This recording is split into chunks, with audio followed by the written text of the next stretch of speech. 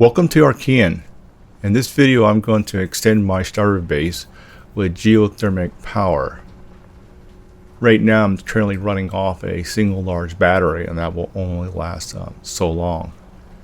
And in the early game you basically have two choices. You have solar or geothermal.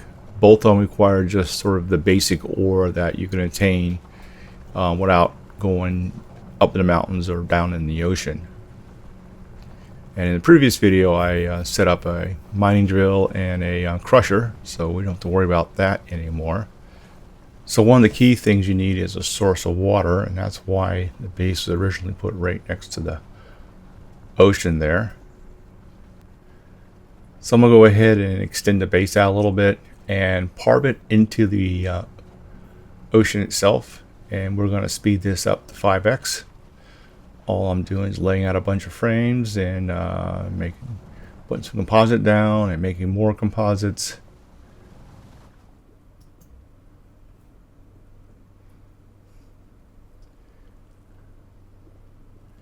And the reason for building the base out into the water here is so we can put a liquid port in the water, and we'll pull water out of it into the geothermal unit. And the geothermal unit then heats up that water, and then it gets routed into a small steam turbine, and that will generate our power. And I put these frames down to help build out, then I remove them all. I guess there's a way to go ahead and extend these panels out without doing all that extra work. Alright, here I am making a fluid port. We actually need two fluid ports. We'll have one for bringing water in, and we need one for exiting the steam out of the turbine.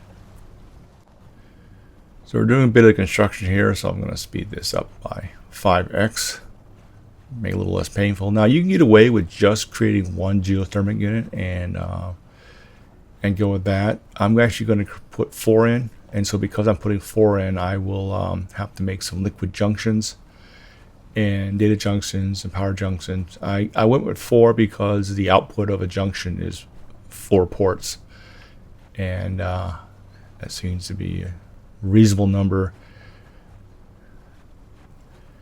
Now, one of the key things you got to worry about is setting up that initial geothermal unit is putting it too close to the water. So per the wiki, the geothermal unit needs at least, has to be no more than half a meter from the ground.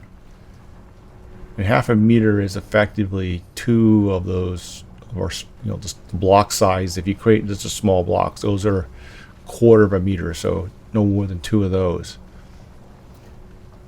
And here I am putting in the liquid junction, and so right now I'm setting up just the one geothermal unit, and once I get it running, then I'll add the others. Just getting it, trying to figure out how I'm going to set this up for the other units. So to get back to that, if you put it too close to the water there because of the curve of the terrain there, what I found is that it just doesn't work. There's no errors, there's no indication telling you it's too high or anything there. It just doesn't work. And then if I move it back, then it magically works. So I kind of put it a bit far back, just try to avoid that issue and running a long pipe. So here I am. And what I sort of do, I sort of measured off the other one, and so I can figure out where to put it, and maybe spending too much time placing it. And this right now is 1/4 meter placement. If you hold down the X key, it gives you 1/8 of a meter placement. So here I am going, okay, I go that far over and then a little bit more. So boom, and then hit the X, move it over a little bit more. There. Oops, not there. There. Okay, so hopefully I got it right. So we'll start the pipe there. We'll come out of the water. We'll click. We'll zip it over, and hopefully, I mess around with my jetpack here, I'm jumping around. And navigate while I'm doing this. So now we're stuck with this really long pipe here. As far as I'm aware, there's no rate limit for a pipe or a junction unit.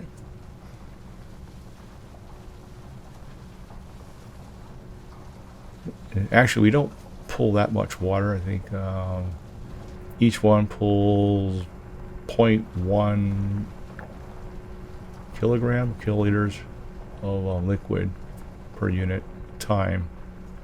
Now, this is for the output, so basically we'll accumulate the steam from 4 geothermic units into a single unit, and we'll route that into a single small turbine.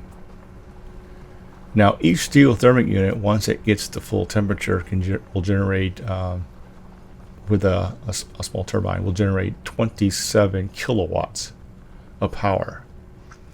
Now, the unit itself requires 1 kilowatt of power, so effectively you're able to generate 26 kilowatts for each one. And I'm going to put in 4, so that gives me 124 kilowatts of power that runs, day and night, which is quite a bit more power than I think the solar panels are half a kilowatt, depending on the condition. And of course, they don't operate at night. This doesn't require any kind of tracking or anything. Now, obviously, if you're not close to water, then this is not going to work. And this solution doesn't require anything. It's just standard ore. And I'll get the one running, but I'm laying out all the components so I can go ahead and drop in the other 3 units. So once this is running, I'll extend the base a little further and then build some more units. So it says the key thing I found from playing, you just have to make sure you put it far enough that it's not on that curve and you end up with it's just not working. So here's the data port. So I'll have a switch. I'll have one toggle switch that'll go to all 4 units. Obviously, you could use computers or whatnot. We're keeping this really simple right now. And this is the power. So each one requires a low voltage power supply. So obviously, initially when you first start it up, and so what it does, it drills down, and as it drills down further and further, the water temperature goes up higher and higher. And once it hits max depth, then you're at maximum temperature. And it takes, 10 minutes, 15 minutes to hit that point. And then you hit that steady state and you just have lots of power coming in here. Now, with just the 4 turbines, the 4 geothermic units set up, that's not quite enough power to run both the crusher and the mining drill simultaneously. Now, I could continue to extend this out and up to 10 geothermic units for one small turbine, and that would give you 200, or because you lose 1 kilowatt, gives you effectively 260 kilowatts of power, and that would be more than enough to keep that crusher and drill thing going. And once you set them up, it's basically free energy at this point. But we'll just do 4 for this video, and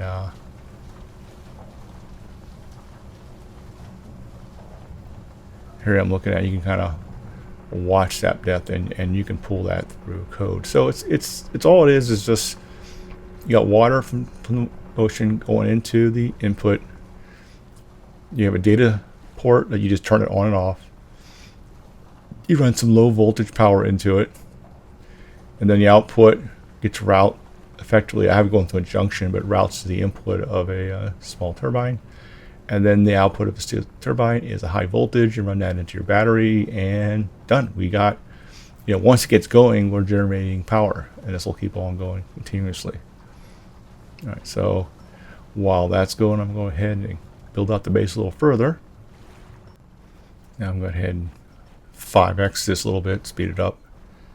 Now, you notice what I'm doing with the frames. I'm sort of left some frames there to attach to the frames. And so it's been mixed information about, one comment was you remove all the frames, you no longer add frames. But then after this video was cut, I think I took all the frames off, and I was still able to put a frame on there.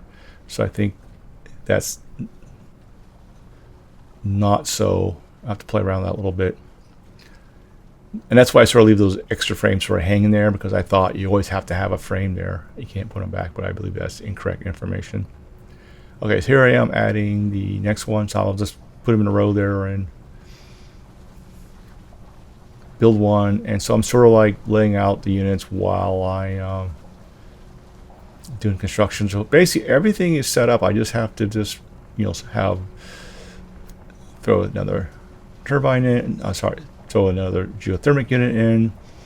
You know, connect it up. The input liquid, the output steam, or actually the output hot water, and then the data and the power, and then let it rip. Now, let's say you have one geothermal unit running.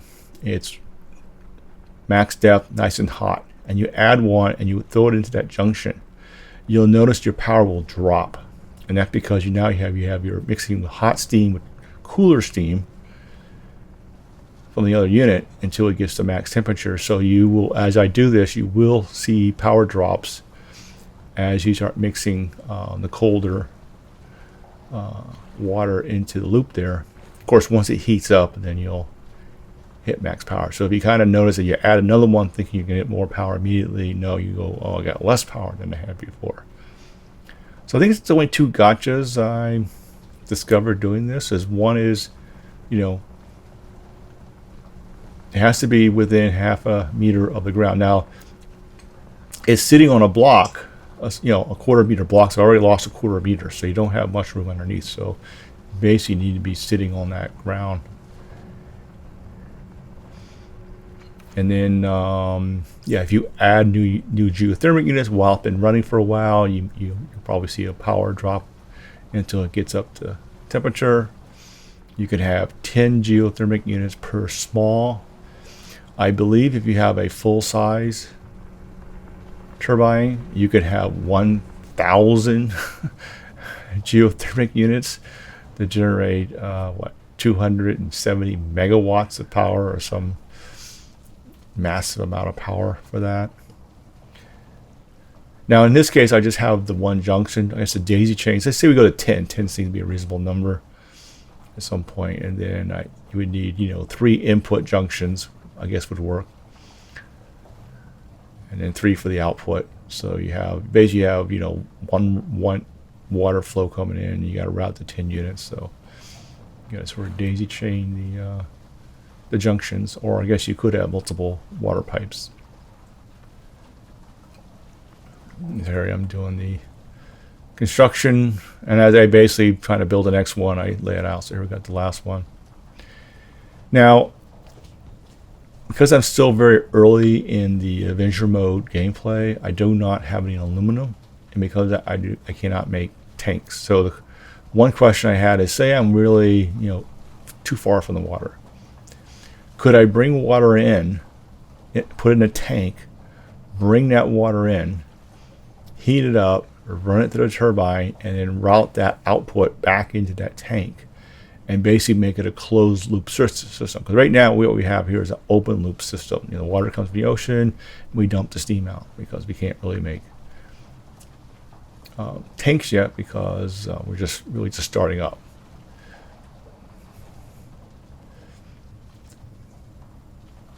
Now, something else, if you played, you notice that the miner and the crushers are very loud, and I have dampened those down in the video. So sometimes we'll just turn this off just because it gets too annoying, and then do stuff, and then I get away from it, turn it on. And now you see why I added all those extra components on the bottom there in the previous video. All right, so what I'm doing now, I'm just kind of looking at the power charge rate, and I'm sort of thinking that is 4 enough to keep this going, and after looking at it, I go, no, it's not. And what I did here is, since I had a little excess of rocks, I figured I'd store it in my suit and crush it. My suit crusher is not doing anything.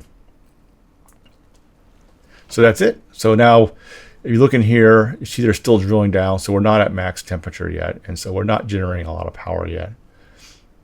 This will need probably another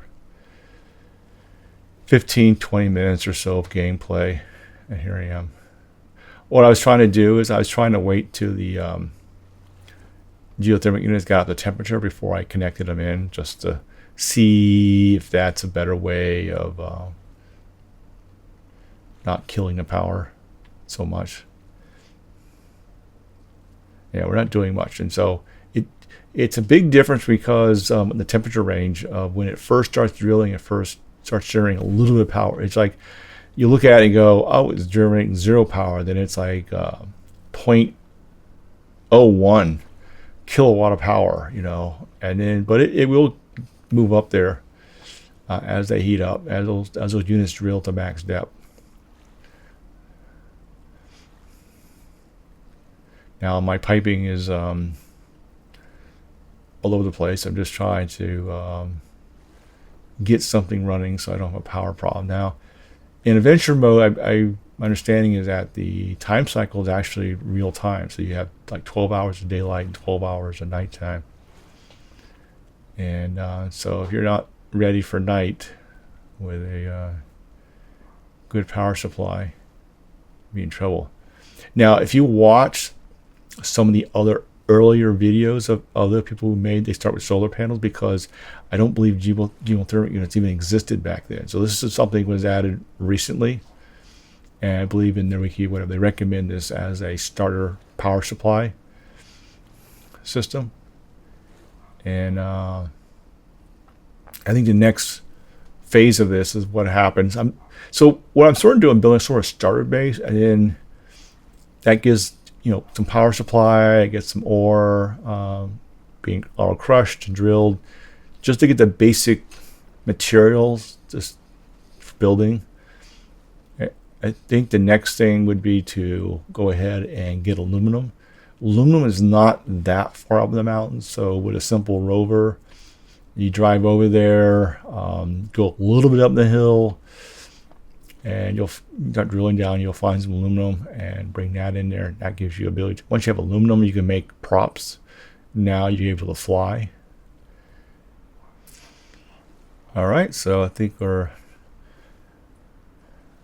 in this video. All I'm going to do now is just stare at the battery, watch it charge, and at this point, really just start building. I think a rover would be next, or if desired, just move over a bit and build a sort of a cleaner base right next to this base, so you can always run power lines across between the bases using the high power bridge unit or component.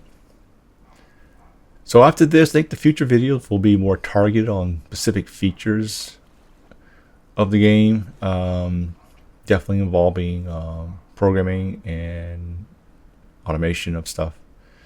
So until then, see ya.